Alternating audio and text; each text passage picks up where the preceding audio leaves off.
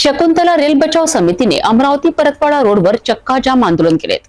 या आंदोलनाद्वारे समितीने सरकारकडनं शकुंतला रेल्वे पुन्हा सुरू करण्याची मागणी केली आहे। यावेळी शहीद भगतसिंग, राजगुरू आणि सुखदेव यांना श्रद्धांजली अर्पण करण्यात आली। 7 वर्षापासून शांततापूर्ण आंदोलन करणाऱ्या शकुंतला रेल बचाव समितीने आज चक्का जाम आंदोलनाचा आक्रमक मोर्चा केला आहे। शकुंतला हमारी है, गरीबों की लाली है। शकुंतला हमारी है, गरीबों की लाली है। शकुंतला हमारी है, शकुंतला सुनो, गाली पाहिजे। शकुंतला सुनो, गाली पाहिजे। शकुंतला सुनो, गाली पाहिजे। भारत माता की जय, भारत माता की जय। यावेळी शेकडो सत्याग्रही उपस्थित होते। तसेच अनेक राजकीय आणि सामाजिक संघटनांनी या आंदोलनाला पाठिंबा दिलाय। समितीने आमदार प्रवीण तायडे यांना निवेदन दिले, ज्यामध्ये त्यांनी मुख्यमंत्री यांच्याशी लवकरच चर्चा करून समस्या सोडवण्याचे आश्वासन दिलेत।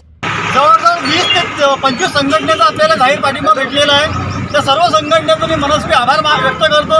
इथे उपस्थित सर्व सत्याग्रही आणि नागरिक यांचा विशेषतः आभार व्यक्त करतो।